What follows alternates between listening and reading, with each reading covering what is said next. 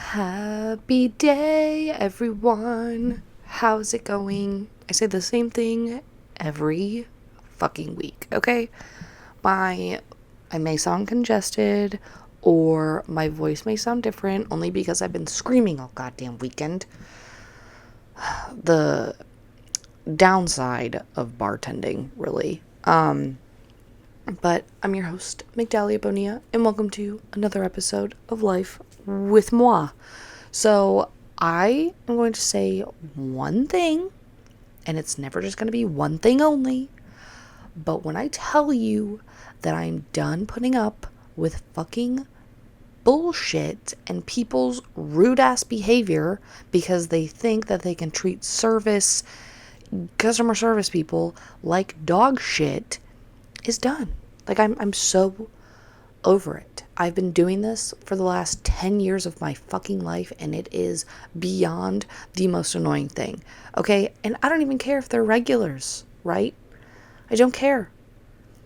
Fucking rude is what is going on. If you've heard the story before because you're listening as my friends and whatever else, you could probably skip this part. But brother, when I tell you I am feeling some type of way, done. So,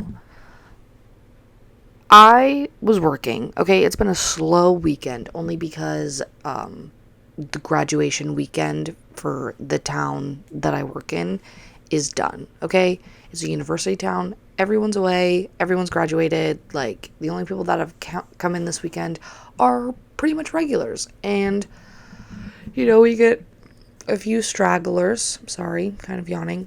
A few stragglers in randomly. And the bar that I work at, it sells food, thank God, because, food is a huge motivator for me. But I need to describe the layout. So when you first walk in to this bar, okay, there's a front door and a back door. I'm going to describe the front entrance to you. You walk in and you're immediately met to the right, like with a door and then another doorway. So it kind of makes a 90-degree angle L, just met with doors.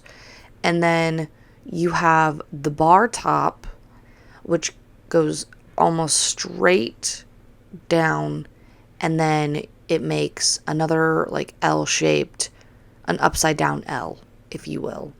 And there's a seat at the very end of the L-shaped. It's just one seat.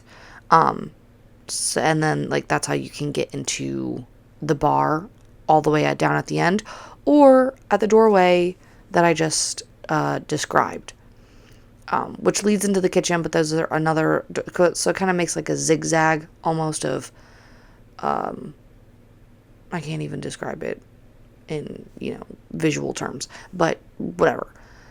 L-shaped bar top. There's one chair sitting at the very end of the bottom part of the L, and then you're met with the corner, obviously, and then another chair and chairs all the way down.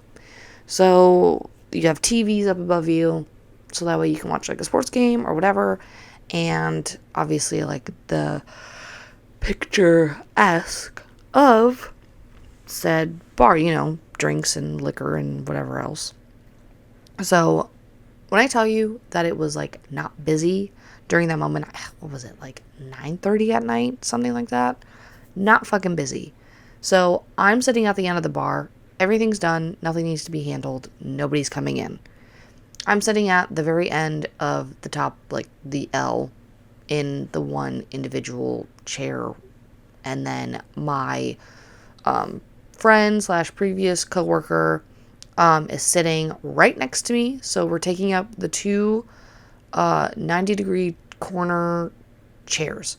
And there's a chair between him and then these two regulars that we have. I'm not going to name them.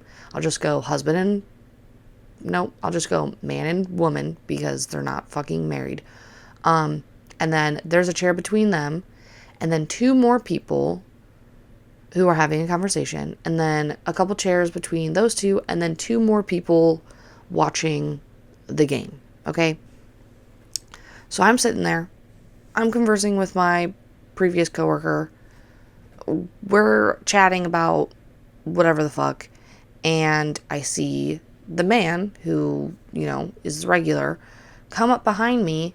And I've been working there a month, okay? They should know who I am, but based off of other, incidences from my other coworker, it took them a long time to register her face and know who she was. So, yeah. But they should know who I am, whatever. So, the man comes up around me to get to the beer, cooler. Grabs another beer for her. She sucks these bitches down like no tomorrow. Okay? Within 5-10 minutes, her fucking beer is gone. Grabs her another can. And I go politely, "Oh, I would have grabbed that for you." And he just looks at me and he goes, "Well, you're too busy sitting on your ass doing nothing." And I was like, because they did this type of shit the other weekend. I was trying to help my other coworker with her hair because it was hot. We were getting busy. She has hair down to her butt, same as me. She wants to put it up. I'm like, "Hey, if you just wrap your hair around this clip and stick it to your head, you'll be fine." So she's trying to figure that out. And another regular, she's sitting next to man and woman, and she's like, "Hey, hon, can she get another natty?" And this woman looks at me and goes, "Yeah, I've been doing this for the last 10 minutes." With her can on the countertop. And I'm baffled, okay?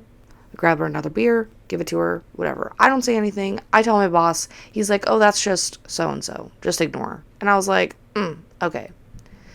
So then they're in there this fucking weekend and do that. And he says that to me. So I'm fed up. I'm like, I'm not taking this fucking bullshit from these grown adults who are damn near in their 50s or 60s. That's not how you treat people. So I was like, okay, we're not going to be rude. If you would have asked, I easily would have gotten it for you. And she's piping and she's like, "Yeah, I've been doing this for the last whatever. I don't even know." And I've been sitting there the whole entire time. No, she hasn't. She has not. They have been conversing, talking with each other. So I was like, you don't have to be rude. If you're going to be rude, you can go drink somewhere else. And it was a whole thing. He was like, "You don't want to say that to me." And he taps my previous coworker on the shoulder and he goes, "Tell her." And I was like, "No, you don't have to treat me like that. That's rude. I'm not going to stand for it." Blah, blah, blah, blah, going in. And we're just bickering back and forth. And he was like, "Well, you're sitting on yours. Are you bartending tonight?" And I was like, "Yes." And my two other coworkers are outside, not on the outside bar, because there's 4 of us. One of them's in the outside bar. The other 2 are outside. They're having a smoke break. So I was like, yes. To his question, he was like, "You should be back there actually tending the bar, blah, blah, blah." And then the woman pipes up. She's like, "Have you checked on any of these other people in the bar?" And I was like, "Yes, I'm watching them. I see their drinks. They're still drinking. They're conversing. They're watching the game. They're all fine." And she goes, "Well, okay then." And then I guess he goes quiet or whatever the fuck. I'm sure they said more. But then she pipes up. And she's like, "Are you going to do any of the dishes in the sink?" Invalid. I don't like there being dishes in the sink, unattended. But it has been made very clear that the kitchen will handle the dishes in the morning. So I say, the dishes are not my job. That's the kitchen's job. They will be there in the morning to get them done. And she's like, "All you have to do is take those dishes and put them in the dishwasher." I was like, again, that is the kitchen's job. It is not my job to do their dishes. And he's trying to shush her, whatever. And then he looks at me and goes, "You're terrible. Absolutely terrible." And I've never said that to anybody else in my life. And I didn't say anything. He goes, "Can we get the bill?" And I got up, asked him for the bill, or, gave it to him. And he was like, why is it this much or whatever? And I handed him the receipt. I was like, here's the breakdown of the receipt. You can keep that if you want. And he goes, oh, I guess they raised it. And I didn't say anything. I took his cash that he gave me, gave him his change, and then they finished their beers and walked out.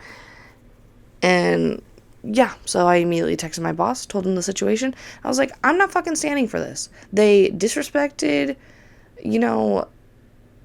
me and my coworker last weekend. They disrespected our other coworker, and the one prior to that. They tip well, which is not an excuse. But again, I'm not going to stand for the bullshit that they think that just because they have money and can tip well and whatever, they can treat people however they want. And apparently this woman is a fucking nurse. I'm sorry. I don't want her doing this shit to me. And nurses have it really fucking tough as well.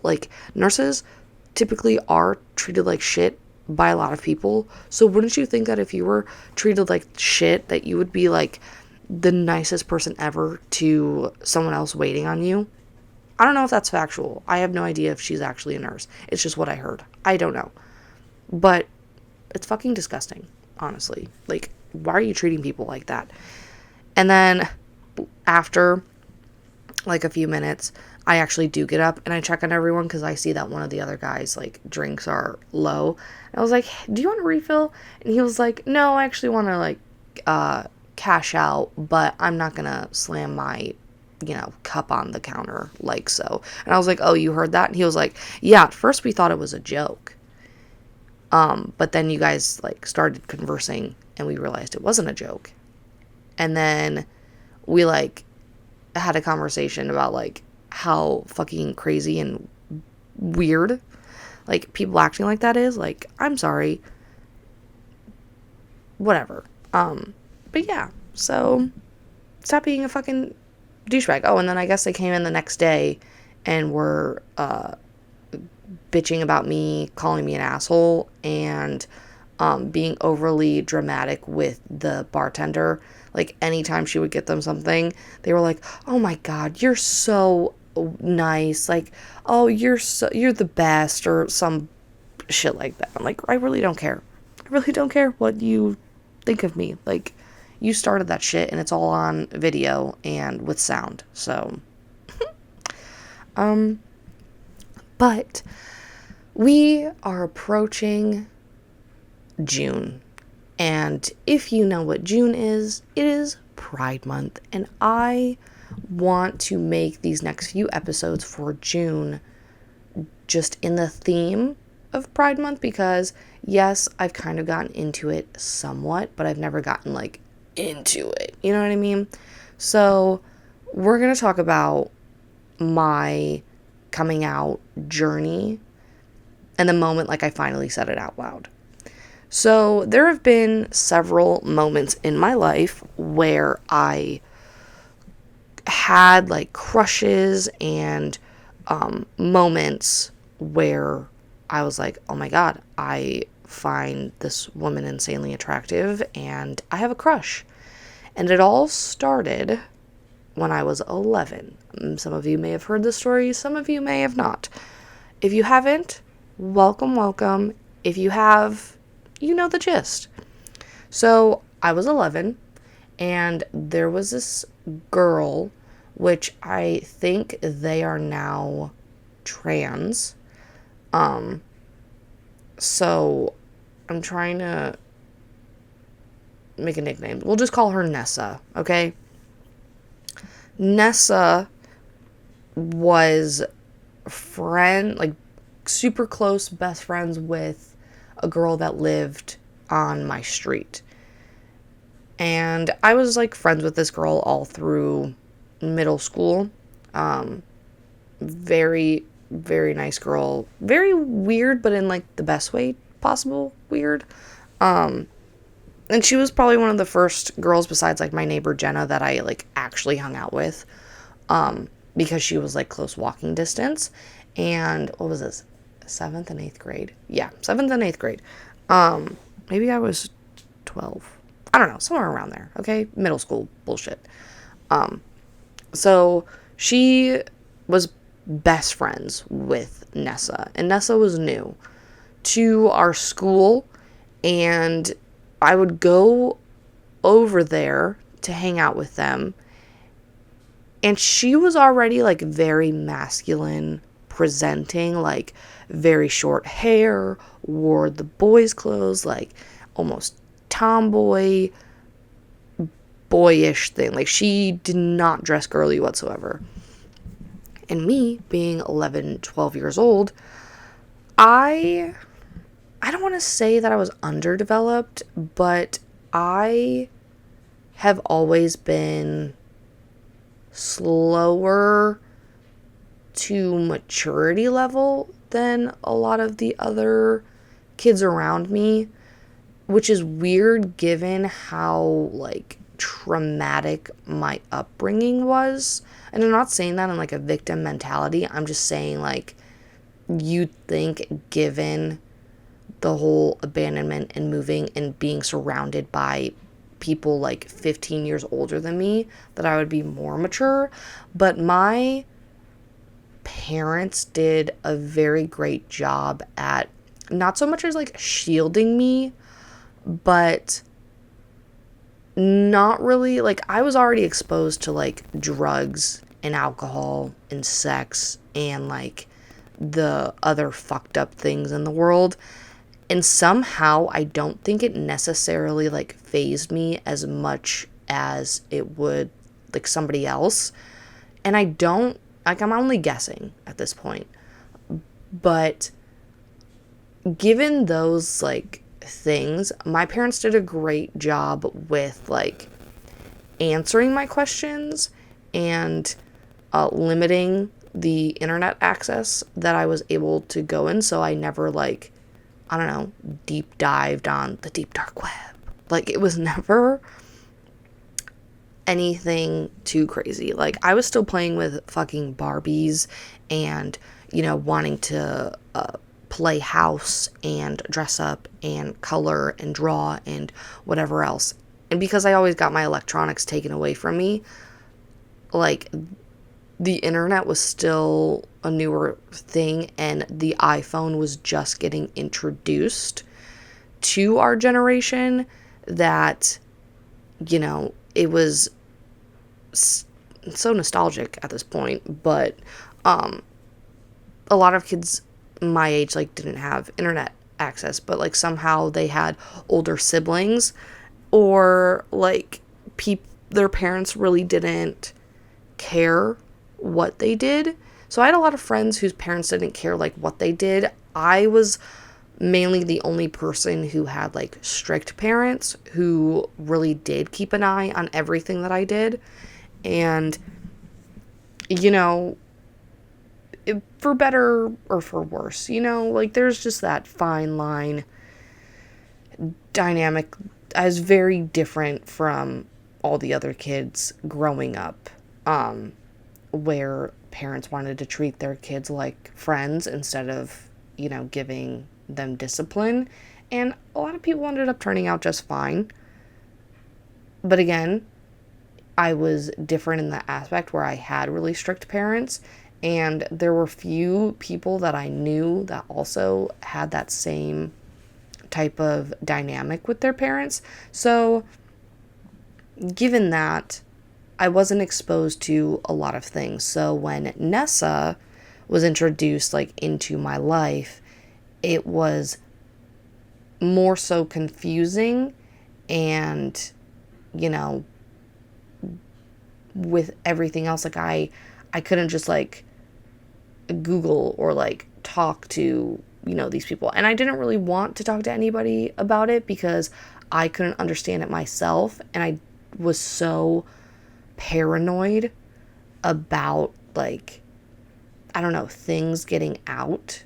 And I was already different with ADHD as well, that it was so hard for me to make friends. And when I finally did make friends, I was like, I can't be annoying, I can't be weird, I can't be this, because that was the number one word that people would use to describe me, like in elementary school, is like annoying, and emotional. Like I would cry a lot. because I didn't feel understood. People were fucking mean to me, and girls especially would bully me and make me feel like shit. Like, bullying is never any fun. So, like, I ended up becoming, I guess, kind of a bully in middle school. I guess for a year or two. And it was specifically to this one kid. He's such a nice guy, though. Nice. Like, he's such a nice guy. He's always been a nice guy.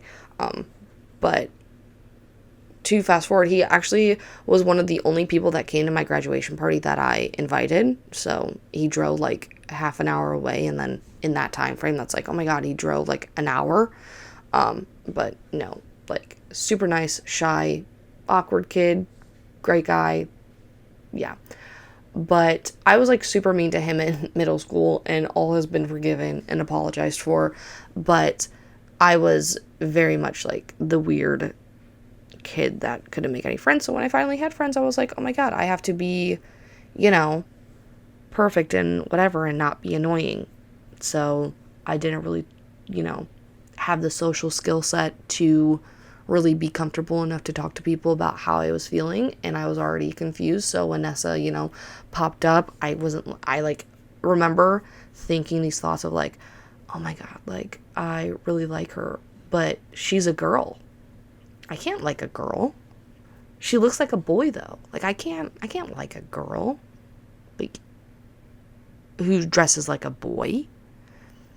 So I like tried to shove it in the back of my mind, but I know for 100% certainty that I for sure had a crush on Nessa, and I never did anything about it. Do I wish I did? Absolutely. But, c'est la vie. We are where we are. So, I ended up, growing up with these people for a bit. It was the longest place that I'd ever stayed, from the time I was 9 to the time I was 15, 14 or 15, no, 15. Because I moved there in 4th grade, and I stayed with these people until, halfway through 9th grade. But getting to high school, I was still trying to figure out me, still trying to figure out my style, trying to figure out my group of people, as does everyone else. And the group of people I was like friends with, air quote, I guess, they weren't really my friends. I didn't really hang out with them unless it was with the girl that I lived down the street from, Nessa's best friend. And, kind of put it in the back of my mind, all of my friends were boy crazy. I was boy crazy. Actually, let me retract that. They weren't as boy crazy because they were getting boyfriends. I was not getting boyfriends, but when I would constantly say someone was attractive, they would be like, oh, so you have a crush on him. And people mistook me saying, oh yeah, they're cute, or they're cute, and even I did too, meaning I have a crush on them. That was not the case, because it was so different as a kid when you're like, oh, she's really pretty. People aren't like, oh, you have a crush on her? No, they only did that with guys. Like, I would think several girls were attractive, but mostly feminine women. I was into masculine, and Nessa was the only fucking one in that school that actually, like, I don't even know if she moved in, I think she might have moved in high school, now that I think about it, because I rarely saw her. So she was only at that middle school for 2 years, and then she moved in high school. Yeah. But there weren't, like, as a freshman, I'm not going around looking for other masks, because at that point, in my mind, they're like camouflaged in, guys' clothing, looking like, guys in the eyes of somebody who doesn't have a gaydar yet. Like, as a 14-year-old, we don't know. We don't know shit. And I wasn't like looking for anyone. I wasn't looking for anything specific. And I knew that I was moving soon to a different school. So yeah. And I had this other guy friend that would like walk me home because we lived close. I think that was more in middle school. But then freshman year came around and he started like acting different, I guess, and weird. But, you know, still a nice, super nice, nerdy guy. And then that fucking high school was a blur. Like, it was so packed. And then going from like a huge high school to a small town high school, crazy, super different. And then there wasn't anybody that I particularly had a like female wise, again, camouflaged within the eyes of somebody who doesn't have a gaydar. And then I moved, and again, small town, you know, not many girls know who they are yet. Not many girls are, you know, dressing in that way because they're still figuring themselves out. And maybe I did see like a couple masks, but again, I didn't think anything of it. It more so became evident when I don't even know, like, and you know how social media is when you have your algorithm, and I would see probably these mask lesbians and just think like, oh, it's a guy. It's not a guy. I don't know why my voice cracked like that. Crazy. But I was on Instagram, and this was when I was like dating Pugsley. Okay, I probably told the story multiple times. This girl and I had followed each other. She was relatively attractive, like, very much so. Very much something that I don't even want to say I had a crush on her, but I definitely had like my eyes on her in the curiosity aspect of things. So I knew she was gay or bisexual, one of the two. I'm pretty sure she was gay. I ended up texting her when I was like trying to figure myself out. And there were moments also in high school where people would ask me if I was bisexual. And I don't know how I gave that energy off, but I would always say no because I didn't really know what it meant. And when I was like horny, I wouldn't really do much about it. Like, I honestly didn't start exploring that part of myself until I was probably 17? No, 18. Yeah, I don't think I started like actually masturbating until I was like 18. So I would just, you know, have these urges, I guess, and do absolutely nothing about it. Like, I would just blue ball myself, I guess. But we, this girl and I followed each other on Instagram. I was with Pugsley. I was trying to figure my shit out because I was very much questioning, and going out in public and seeing, you know, other girls and really getting out into the world. I was very, like, shaded or just, like, shielded or hidden from other shit because I didn't know a lot about the LGBTQ plus community until more recently, within the past, I don't know, 4 years of diving into this shit. So I ended up messaging this girl on Instagram. Nothing romantic. Just, hey, how did you know that you were gay? And Pugsley also had a gay sister who was dating a stud. But like, I couldn't message her. I couldn't be like, hey, like, whatever, because I didn't want her to tell her brother. So sometimes I wish I would have gone to her, and maybe it would have been a lot easier because she was more feminine and maybe she would have understood it.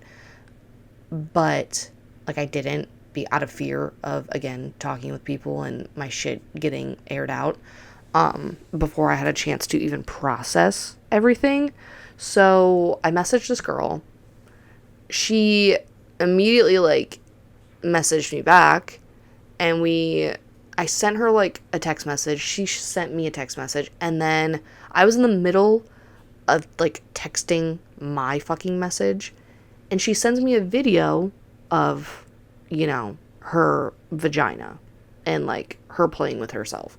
And I was like, I can't feel any specific way about this because every time I'm in a relationship, like I turn my attraction off for other people. Like it doesn't faze me. Like, I don't know if that's just my brain on a super loyalty things, but like there's nothing wrong with that. And I am not complaining whatsoever. Like I will be loyal in a relationship no matter what.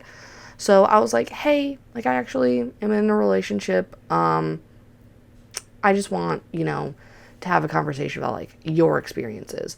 And she was like, oh, okay. So then she sends me another text message. I send her another text message. She does it back. I'm in the middle of explaining something to her. And she sends me another fucking one. And I was like, okay. I send my text message. And then I don't even know if I have like let her respond. I end up blocking her because like I've told her several times that I'm in a relationship, and she just like keeps sending me videos of this, like asking, do you like this? And I literally like I don't know. I couldn't say. Like, yes, it made me feel a certain way. It made my heart race. It made me nervous. But I was not going to admit that to somebody when I just wanted to have like a simple conversation. And then I ended up like talking with Brooke about it because, she understands a lot of things. Started talking with Brooke about it, and she was like, honestly, it wouldn't surprise me if you were bisexual. You just have to find, your preference. And I was like, okay, yeah. And then I ended up telling Pugsley and being like, hey, I think I'm bisexual. Like, I've been having all of these feelings because we were talking about having threesomes at this point. We had like talked about it, and I was trying to get my mind like thinking about other women, and it really made me so nervous because I was so worried that I was going to prefer being with a woman than being with a man, only because I was living with him. And it meant that I would have to, like, in my mind, it meant that I would have to,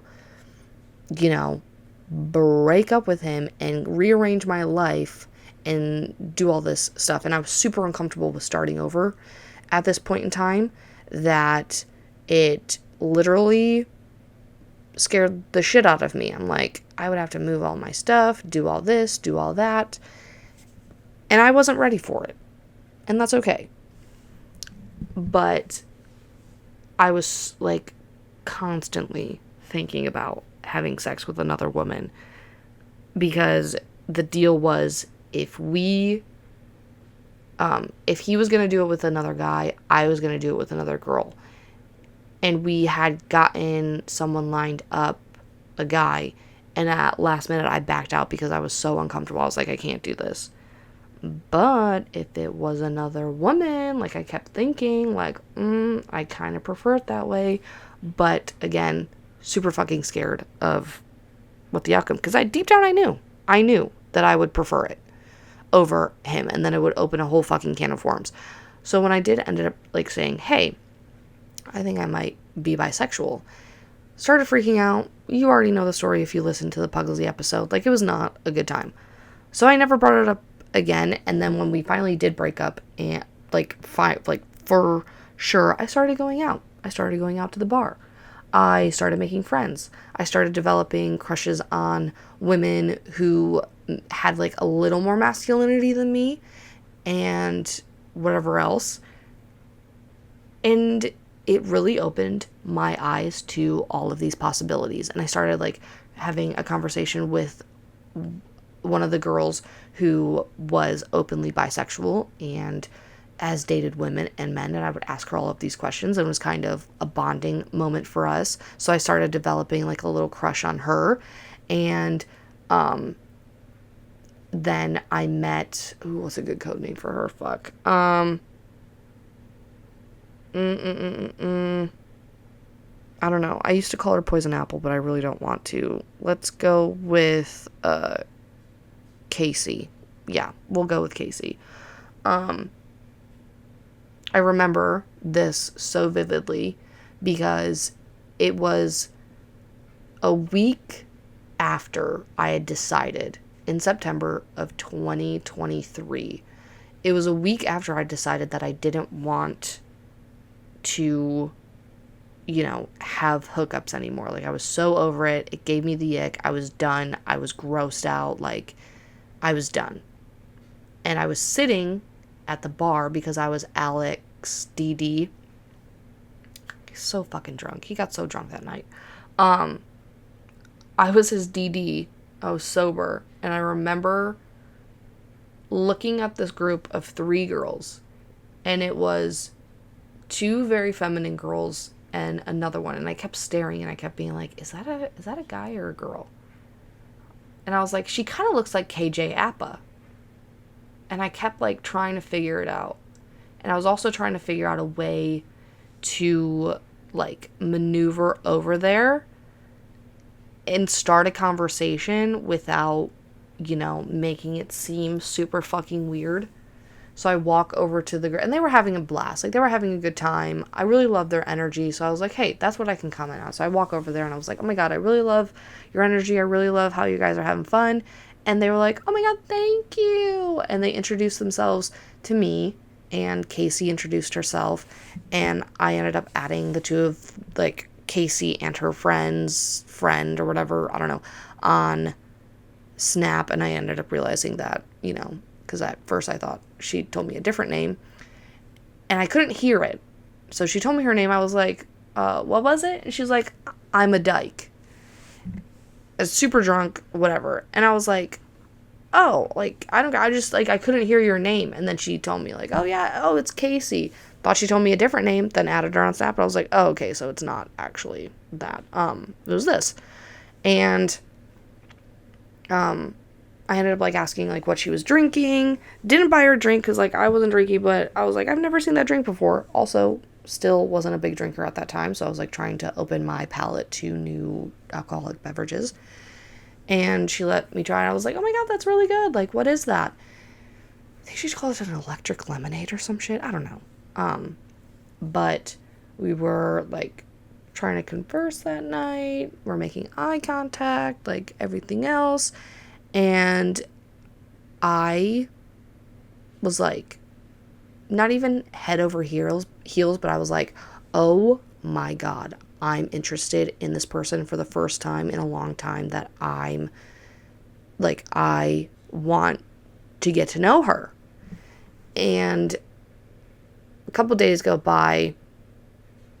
I end up like trying to talk to her. I was like, hey, what was that drink that you got? Whatever.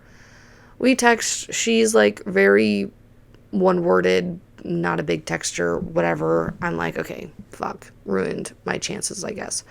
And when I tell you, we talked for 2 weeks, maybe 2 weeks, okay? It was very, very, like, basic flirting, whatever, getting to know her. And then I think something with her ex happened, and she ended up getting back with her ex. But I was still, like, interested. I was like, oh my God, this is the first person that I'm interested in dating in a long time. Like, I got my heart absolutely broken. But at the same time, I was also going on, like, Instagram and TikTok and learning things and seeing different masculine women. Because previously, like, when I was younger, I always thought there was, like, butch or whatever. Like, the mask door had been flung open, and I didn't know there were, like, different types of lesbians. You got your fucking femmes and studs and masculine and butch and whatever. Like, the list can go fucking on, and maybe I'll make that the next one. But my goodness, it was crazy. And I really started opening my mind to those things and really being like, okay, so I'm not really interested in men. I'm just interested in masculine women. And previously, before I had come out, I know I made a statement of like, oh, I'm just attracted to masculinity, which is androsexuality, when you're primarily attracted to masculinity, like regardless of the person's actual gender. But it focuses entirely on the masculine traits and energies and like presentations rather than just, man or woman. And I then, realized that I just realized that my fucking coworkers took a fucking picture on my phone when I was at the bar. Oh my fucking god. Yeah, so I was playing with that, and then I met Casey, and I was like, oh, that's, no, like, what I was feeling, like, whatever. But, those 2 weeks of us talking were great, and I was, like, head over heels, all of this shit, and then she ended up breaking my heart, but it helped me really solidify that I was into women rather than men. Like, yeah, men can, be pretty and attractive and whatever, and I hate when there would be people like, you're gay, you can't think that, you can't find men attractive. I'm like, there's a difference between finding someone attractive, as in their physical face being like they are attractive, versus being sexually attracted to them. It's different. Like, I can say, oh my god, Sabrina Carpenter is like absolutely beautiful, she's stunning, she was whatever, but I'm not sexually attracted to Sabrina Carpenter, if that makes sense. But, me coming out, I came out to my family on Thanksgiving, and my mom was like, you do what you do. Like, do it, like, it's your life. Do whatever you want. My grandma still has difficulty coming to terms with it, but she has never, like, made me feel anything, like, less. I think she just has, like, a hard time understanding, and that's okay, but she's never, like, made me feel disgusting or gross about it. I mean, when I first came out, she was like, no, like, you can't, like, blah, blah, blah, blah, blah, but she was never, like, gross about it, if that makes sense. And then I came out, I don't know, a couple weeks later to my friends, and then a month later, I came out on social media. And it was not necessarily a decision, but it was more so like everything kept lining up perfectly, and I kept hearing other people's coming out stories aligning exactly like what I had been like feeling. And sometimes it's not a big dramatic realization, and sometimes it just is years of convincing ourselves that, we're normal and people can get married to the opposite sex and then, get out of that marriage and be like, you know what? That was a sham. I'm very much I'm gay. And it could happen to anyone. You never realize it. And I think that a lot of us are more so wanting human connection or emotional intimacy, and women, I think, are more prone to emotional intimacy rather than men because of how we operate. And there's nothing wrong with that. And a lot of the femmes have issues with compulsory heterosexuality, which is basically I'm getting up the actual, it just has this way of society and media and the patriarchy conditioning us as women to believe that, the attraction to men is natural. It's inevitable. And the only thing that we have to accept as a way to live, which causes a lot of women to mistakenly date men or assume that they're straight. And I also want to say that if you are still struggling with the, coming to terms with the title of lesbian or gay or whatever, if you're in a relationship or whatever with the same sex and you have that like issue embedded in your brain of like trying to accept it, I'm going to tell you something that helped me. It doesn't matter if you were bisexual, pansexual, you would still be with the person you're with right now. I just want to say that. Like, because people, I think, are more like endearing. I don't know. Accepting, I guess, of being bisexual, like loving everybody rather than just like, one group of people.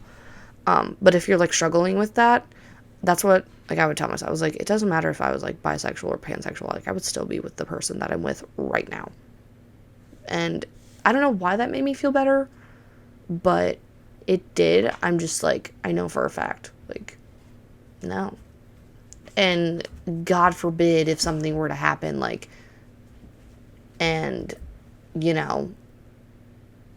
I would rather say, like, oh, I'm bisexual, it would not make much of a difference. Like, your preference is your preference. It's not that deep. So I just want to say that to anybody who's, like, struggling with their sexuality. Because nobody hands you a damn checklist and says, hey, you might not actually like men romantically, and people just assume that you do, so we perform, we pick crushes because our friends have crushes, we obsess over male attention because it makes us feel wanted, and then we can confuse the being desired with desire itself, and we tend to stay in relationships because they look right on paper. And that's where like my issue was too. And sometimes you don't even realize that you're acting until one day, our bodies and our emotions and our nervous system finally sense like, hey, I can't keep pretending anymore. Like, this isn't okay. And for me, like, I had to grieve those years of, like, that I abandoned myself, that I tried to mold myself into something that was different, I guess. When I already felt different enough and I just wanted some type of, I don't know, quote unquote, normalcy, which had nothing to do. It was, me being fucking delusional. And when I finally said it out loud, it felt weird at first, but it felt right. It felt normal. And the truth can change so much fucking shit. Like, I remember when I finally did come out, I don't know. People would tell me I had this glow. Like, I'm finally embracing something about myself that I didn't know was there before. Like, I secretly knew, but, I just didn't want to share it. And it changes the way that you look at yourself, you look at your past. It changes how you understand your relationships. And there's so much change with it, and I know people don't like change.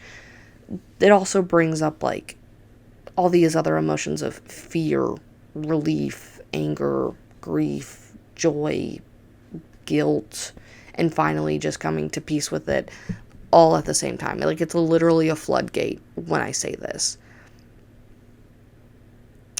And, coming to terms with that and finally accepting who we are, the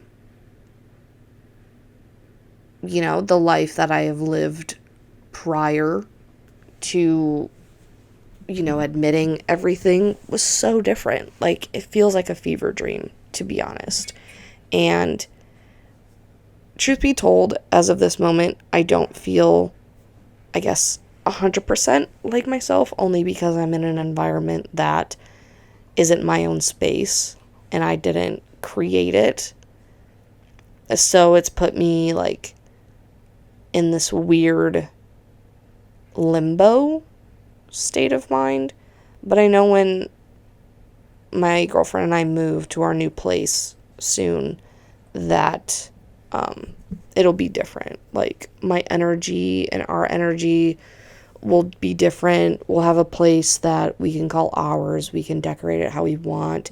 There won't be any toxic masculinity involved in it whatsoever. Like it's going to be super peaceful, and I know that it'll create a change of like in a dynamic, but sometimes you just have to go through all the fucked up shit like that, like I did with those 3 fucked up relationships to get to this point. And honestly, if I'm being so real and transparent, that if anything were to happen to me and my girlfriend, like, I'm not going to say the actual word to put it out in the universe, but I'm just going to say if anything ever did happen, it would still be part of the journey, part of the dating experience, part of life. And shit just fucking happens. And there's no nice way to fucking say that. Like, shit does happen. Sometimes you think that you're going to spend the rest of your life with somebody, and it doesn't pan out that way. So here come the words that I've been saying all fucking year. Don't have any expectations when it comes to life. Like, it's supposed to surprise you. It's supposed to catch you off guard. And learning to deal with that type of shit, just fucked up shit happens every day. But the journey is what makes us who we are. It allows us to learn. It allows us to, mend things and teach us that we don't always know who we are 100% of the time. And every experience that we have is teaching us something new about ourselves. And that's okay. For better or for worse, I guess. That's all I gotta say. So that is the end of this episode. If you guys really liked it, enjoyed it, you know what to do, share it, send it to somebody, don't forget to subscribe to the YouTube channel and follow the Spotify account. If you guys are interested in purchasing products such as jewelry, or anything else that I have on my Etsy page, there's a link in my Instagram bio and TikTok. So my Instagram is Migdalia Bonilla, Migdalia, B as in boy, Onillaa, or Life with Migdalia, Lifewithmigdalia. God, it's so exhausting having a long fucking name, but whatever. So yeah, I think that's pretty much it. And like my TikTok and whatever else is pretty much the same. So if you want to give a follow or whatever, do what you gotta do. I appreciate your guys' support, always. If you're interested in listening to, a different topic or have any questions or whatever, don't be scared to comment something or, DM me. More so comment, okay? I look at my comments more than anything. But yeah, so I hope you guys have a great week, and I will see you next time. Love you, bye.